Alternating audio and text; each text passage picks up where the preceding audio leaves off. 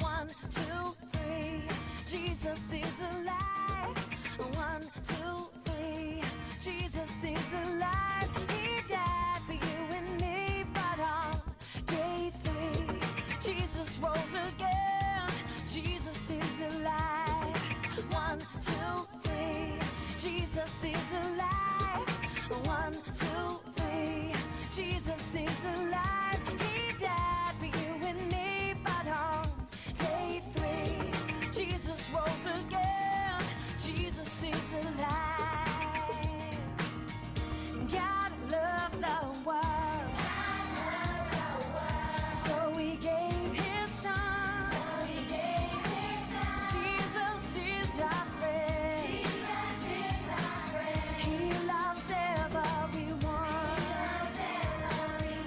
God loved the world, so He gave His Son. Jesus is our friend. He loves everyone. Sing one, two, three. Jesus is alive. One, two, three. Jesus is alive. He died for you and me, but on day three, Jesus rose again. Jesus is alive. God loved the world, so He gave His Son. Jesus is our friend. He loves everyone. Yeah, one, two, three. Jesus is alive. One, two, three. Jesus is alive. He died for you and me, but on day three, Jesus rose again. Jesus is alive. Jesus rose again. Jesus is alive. Jesus rose again. Now Jesus is alive.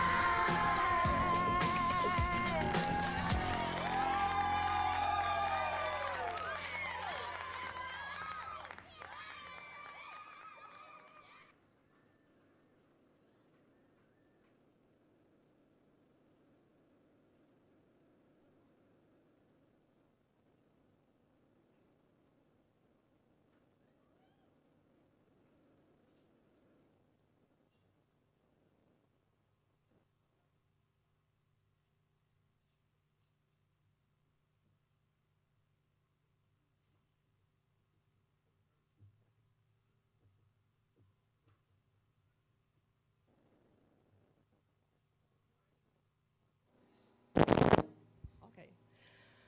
Didn't I do a great job?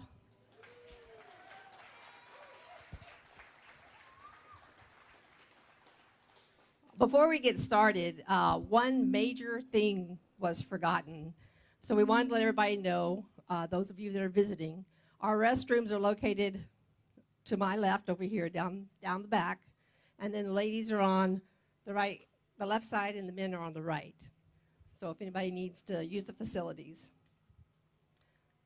So again, just with what we heard, and in order to receive our salvation and celebrate today and what today means, we must return to the events that happened on Friday. You know, after 3 years of putting up with Jesus' ministry, religious leaders have had enough. Finally, they think that they have Jesus right where they want him, on trial for claiming to be the Son of God. No amount of facts or evidence of Jesus' deity will stand in their way of proving him guilty. From the time that Jesus was arrested in the Garden of Eden until he was nailed to the cross, he endured multiple trials, both religious and Roman. And all of these trials took place in a matter of hours, not days. As the jury, You are about to witness a depiction of the second religious trial. Though the events that you see today took place in biblical times, we have modernized it to what it would look like if it happened today. The biblical witnesses that you're about to meet were not at the actual trial, but they do highlight the fact that Jesus was considered a threat because he performed miracles and he had believers believing in him. Jesus has just come from the first trial with Ananias, and Ananias has given the signal to execute. Now, Jesus faces Caiaphas' court.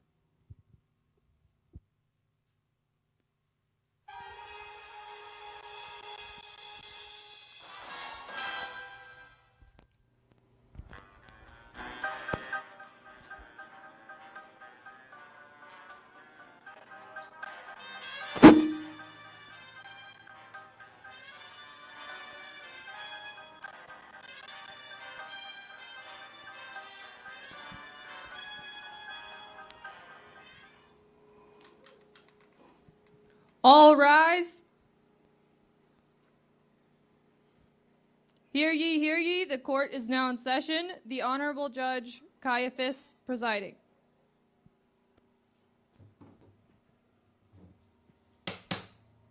Please be seated. Bring in the accused.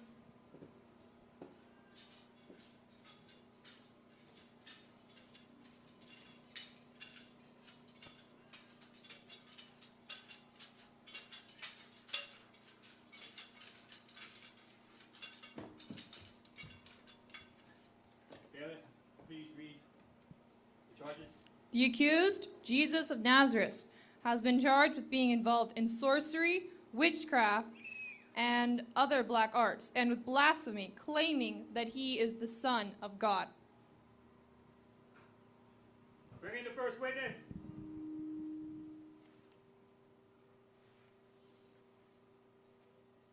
Will you hurry up? We ain't got all day.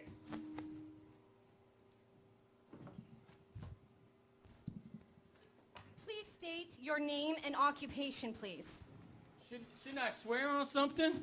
We've been over this already. Just do what I say. Name and occupation? Jacob, pig farmer. And do you do a good job at raising pigs? Used to. How do you mean? Well, we did fine till he came along. By he, I am sure that you are referring to the accused. Yes. And what did he do? Well, there was this place by the Sea of Galilee. We used to keep our pigs. They got good mud. Why do you keep them so far away from your house? You ever smell a pig? Anyway, there used to be these two crazy guys. I mean, crazy.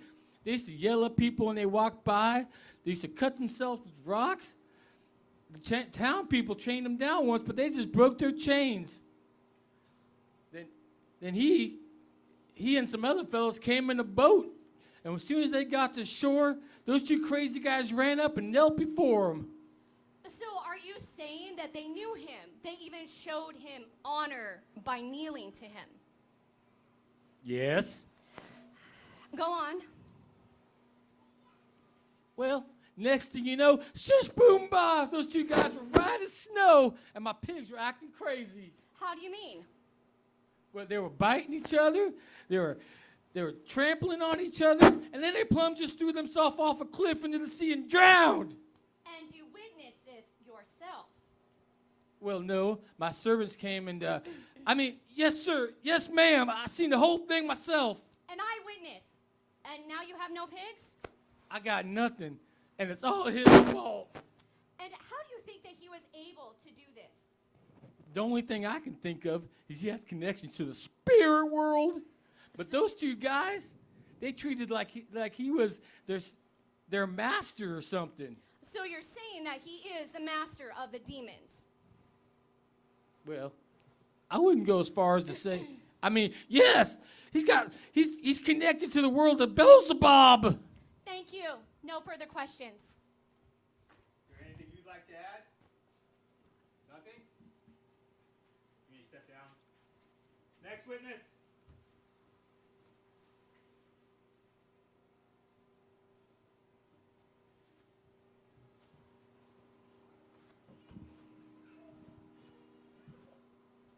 Please state your name and occupation. Actually, I mean to talk to you about the terms of my testimony. I'm sure I don't know what you mean. Oh, you know. You said I come give my testimony. I'm not sure what you're getting to. We can talk later after the Mrs. Boaz. I'm a potter.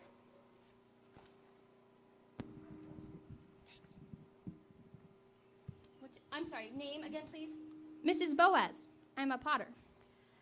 And what is your association with the accused? A very loose one, I'm sure. Okay, get on with it. Let's see. It'd have to be about 3 years ago. That's right. I'm about to celebrate my 3rd anniversary.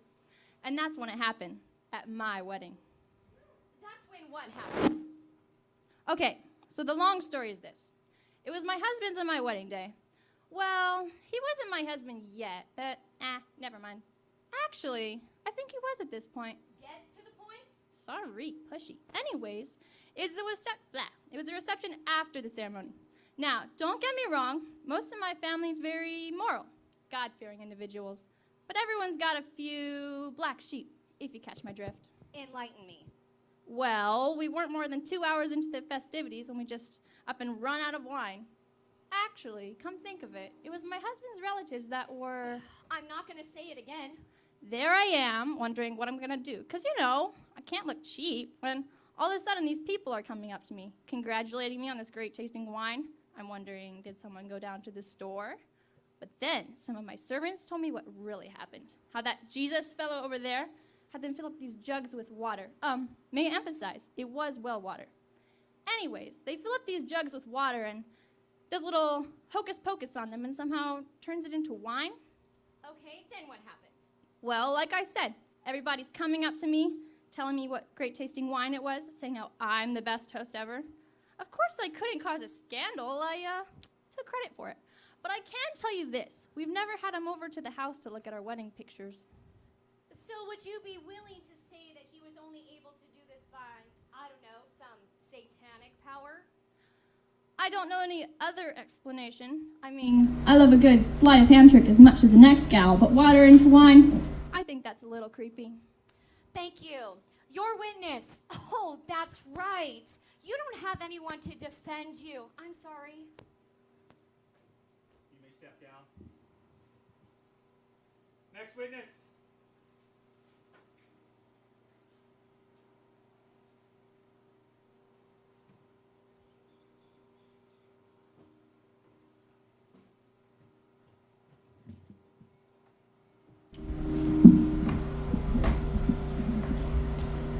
Please state your name and occupation. Lazarus. I'm a weaver. And what is your association with the accused? Look, I don't want any trouble. Neither do we. We just want the truth. Now answer the question. He's been over to our house a few times. And? And he raised me from the dead. Oh, wait, I'm sorry. What did you say?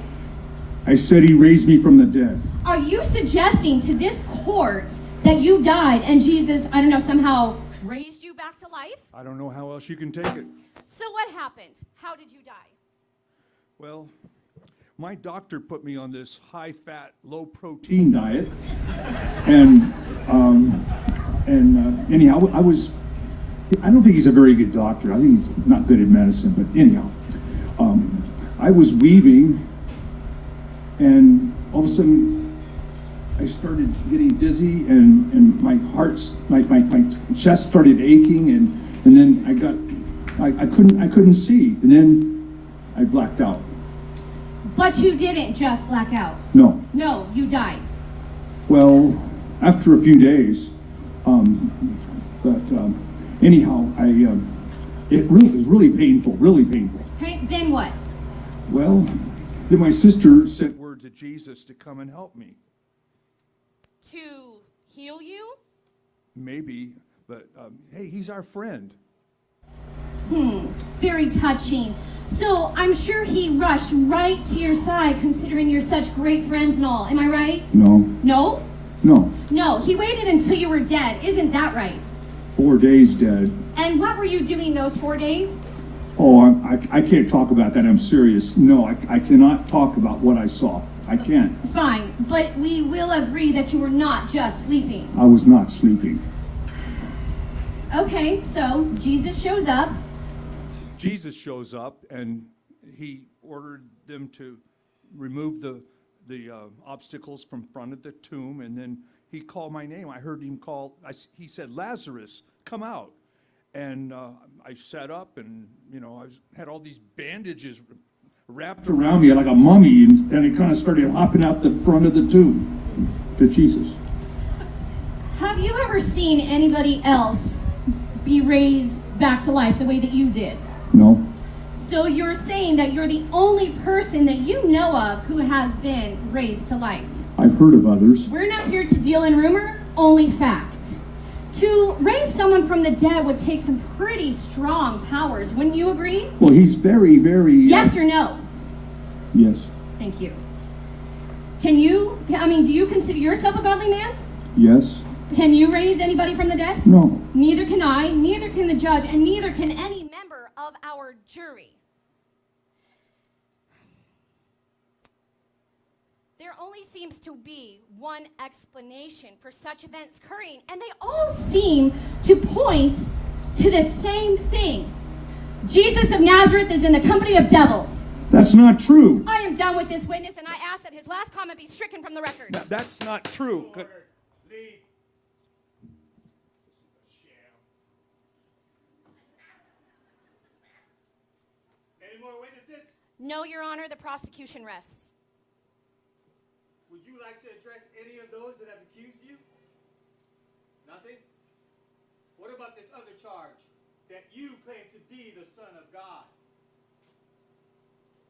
I find it strange that an innocent man can remain silent against such accusations.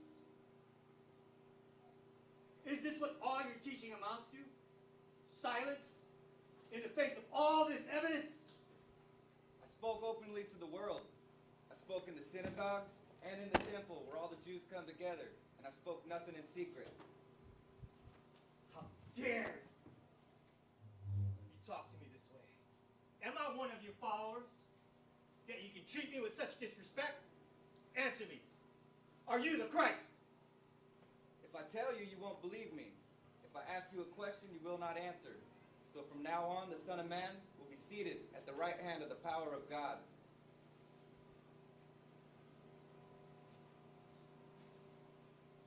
Are you the Son of God then? Yes, I am. What further need do we have of testimony? Blasphemy! He said it himself in his own mouth. He claims to be the Messiah. You must be put to death. Guard, take him to Pilate. You have just signed your death warrant. Ladies and gentlemen, thank you. Money. Take it back. What is your problem? Mistake. I condemned an innocent man. Well, that's your problem now, isn't it? No, just take it back. I don't want it. Judas. I don't want it. Judas. No. He's already been convicted. Take the money. No, I can't take the money. No.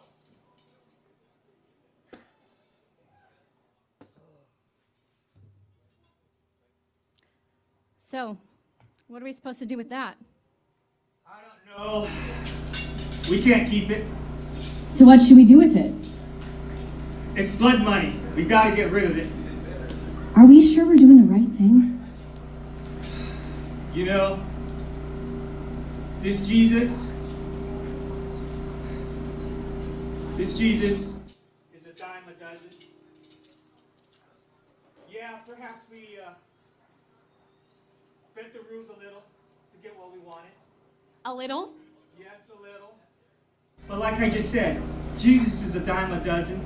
A year or two from now, no one will know who this man is. No one will. So come on, let's finish this.